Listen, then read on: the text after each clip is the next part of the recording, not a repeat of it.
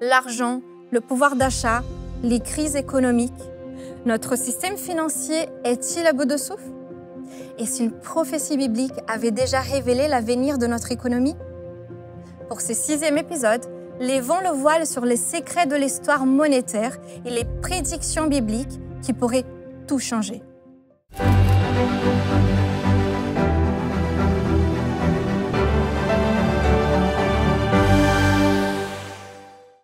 Imaginez que vous deveniez millionnaire en quelques jours.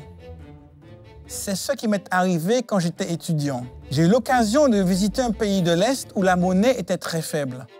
En échange de 100 francs de l'époque, environ 15 €, j'ai reçu 1 million de leur monnaie. J'ai donc été millionnaire de la monnaie de ce pays durant quelques jours. La monnaie est donc une unité de valeur qui est très relative. Elle a évolué au fil du temps. L'histoire de la monnaie comme moyen d'échange remonte à plusieurs millénaires. À l'origine, les biens étaient échangés directement via le troc. Des biens et services étaient échangés contre d'autres biens et services. Cependant, le troc présentait des limites. Il pouvait être difficile de diviser certains biens.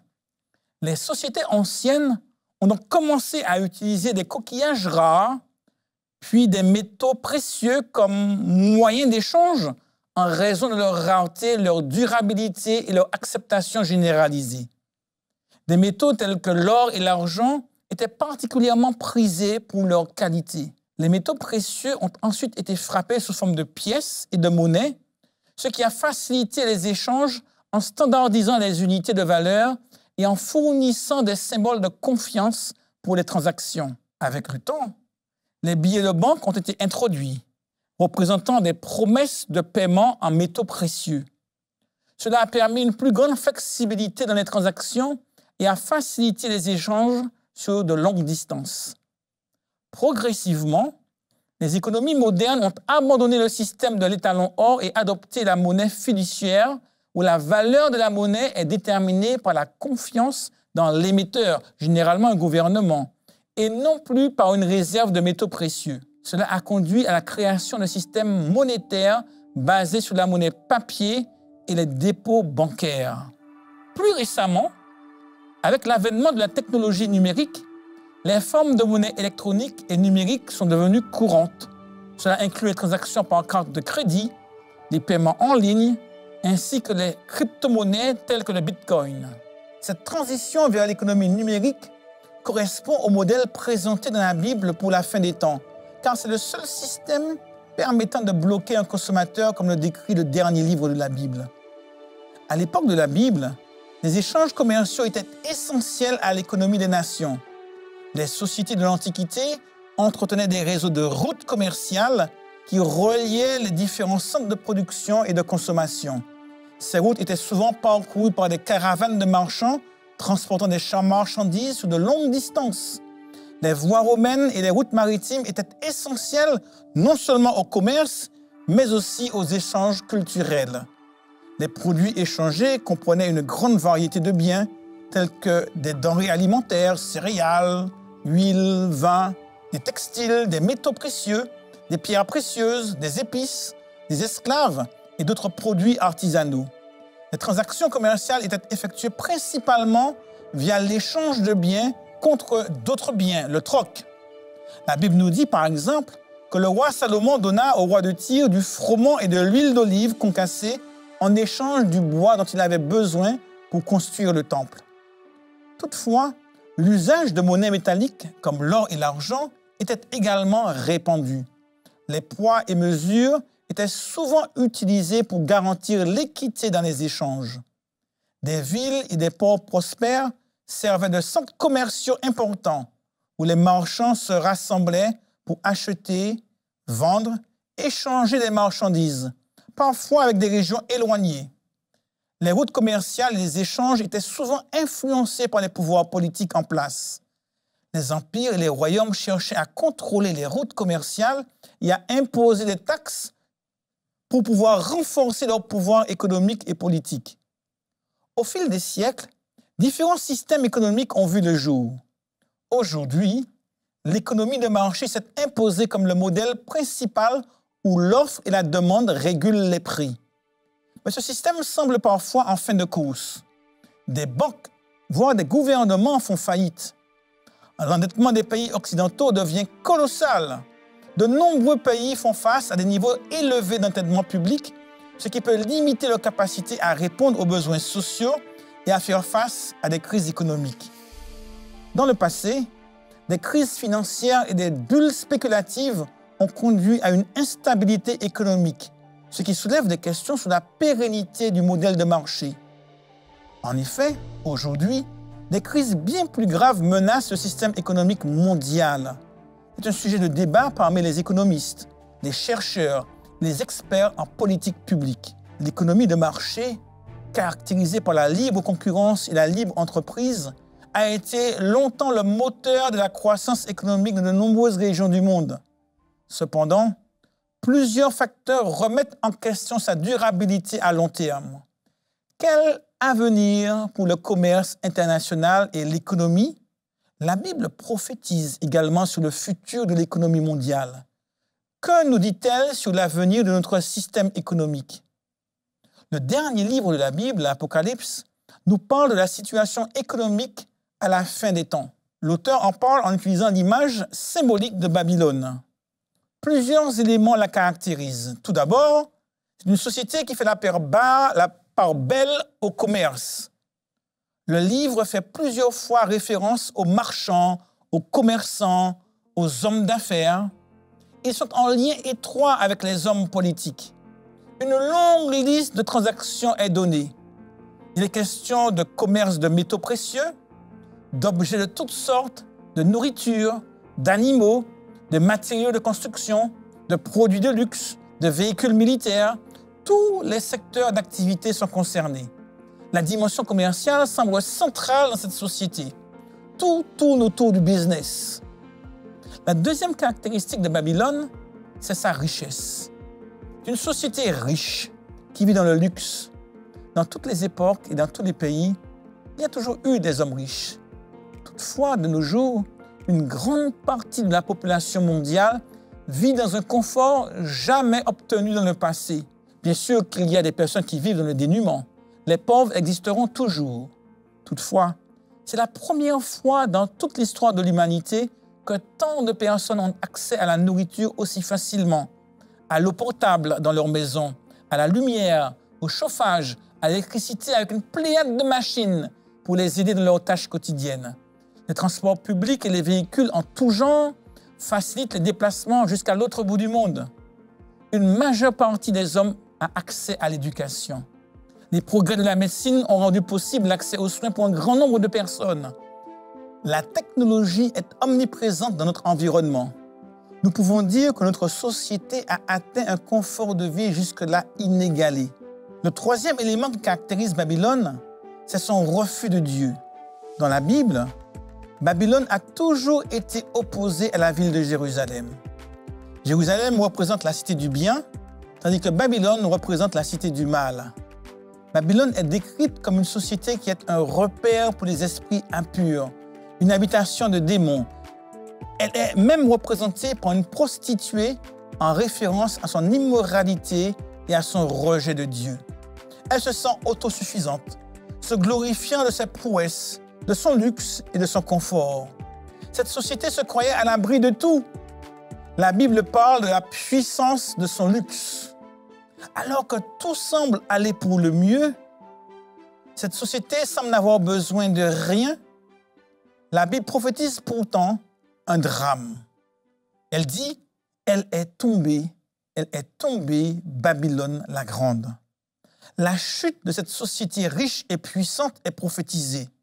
Alors que les négociations commerciales et les relations internationales sont des enjeux essentiels dans l'économie contemporaine, la Bible nous dit qu'à la fin du monde, notre économie sera à l'arrêt. Plus personne ne sera en mesure d'acheter ni de vendre. C'est l'effondrement total du commerce mondial. Et tous les secteurs d'activité seront concernés. Les hommes d'affaires seront dans le désarroi face à une situation qu'ils n'avaient pas anticipée. La Bible dit que les marchands de la terre pleureront et seront dans le deuil à cause de cette situation. Ils crieront « Malheur, malheur !» En une seule heure, tant de richesses ont été détruites. Ceux qui sont dans le transport maritime assisteront à ce désastre sans rien pouvoir y faire. Ils se diront « Quelle ville était semblable à celle-ci ?» Ils pleureront eux aussi. Ils seront dans le deuil et diront « Malheur, malheur !» La grande ville où se sont enrichis par son opulence tous ceux qui ont des navires. En une seule heure, elle a été détruite. Cette description de l'effondrement du commerce mondial concerne la fin des temps. Le monde sera bouleversé et la période de prospérité sera définitivement terminée. Alors que la société est dans une frénésie commerciale où tout tourne autour du commerce, la Bible nous dit que tout cela s'effondrera de manière subite. Personne ne l'avait prévu ni anticipé. En une seule heure est venu ton jugement, dit la Bible. Ce drame sera soudain, imprévisible.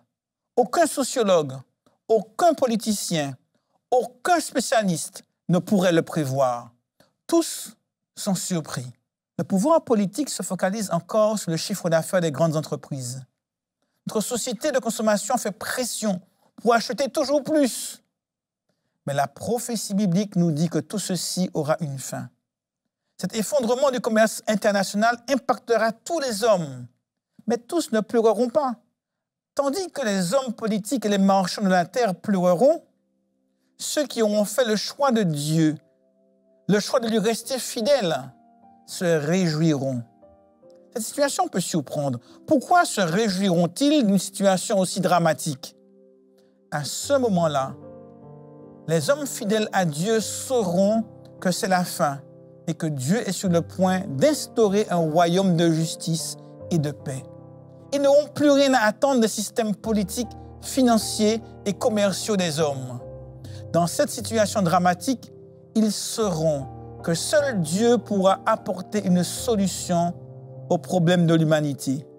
Ils auront choisi de mettre leur confiance en Dieu plutôt que de la mettre en l'homme. Cette prophétie sur l'effondrement mondial de l'économie à la fin des temps est donc un appel. Nous ne pouvons pas mettre notre confiance dans nos propres comptes bancaires, nos biens immobiliers ou nos placements boursiers. La prophétie biblique nous avertit pour nous donner la possibilité de revoir nos priorités. En quoi, ou plutôt en qui devrais-je mettre ma confiance? Quelle est la place de Dieu dans ma vie? Il est encore temps de placer Dieu au centre de notre vie, car c'est le seul véritable espoir de l'humanité. La politique disparaîtra, l'économie s'effondrera, les biens matériels disparaîtront, mais l'amour de Dieu durera éternellement.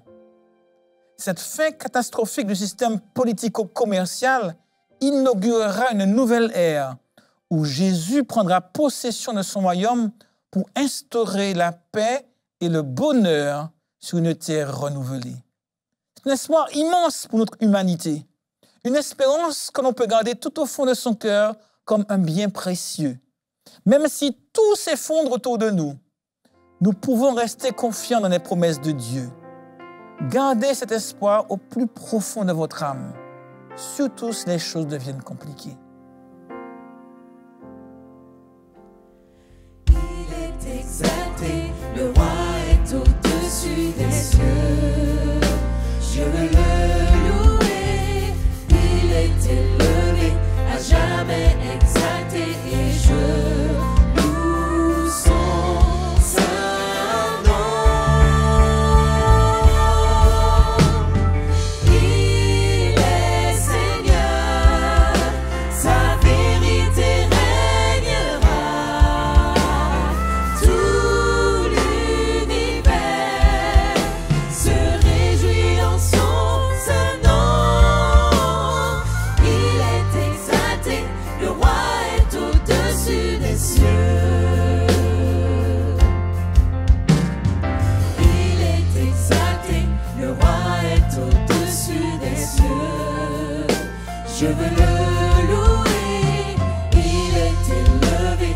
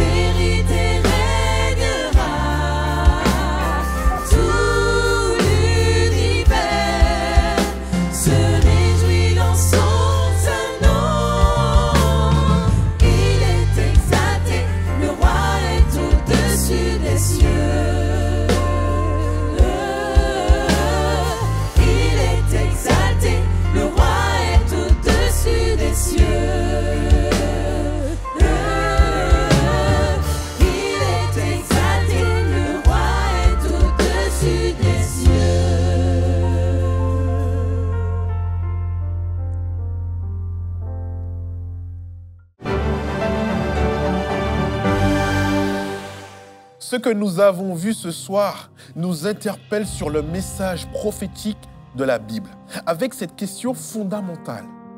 Quelle est la place de Dieu dans ma vie? Et si tu souhaites aller plus loin, je t'invite à aller sur le site monespérance.fr. Là, tu pourras demander une Bible et nous aurons le plaisir de te l'envoyer chez toi. Et si tu le souhaites, tu peux également obtenir le livre récapitulatif de cette série. Tout cela entièrement offert. Je te donne rendez-vous demain pour la dernière conférence de notre série L'avenir révélé.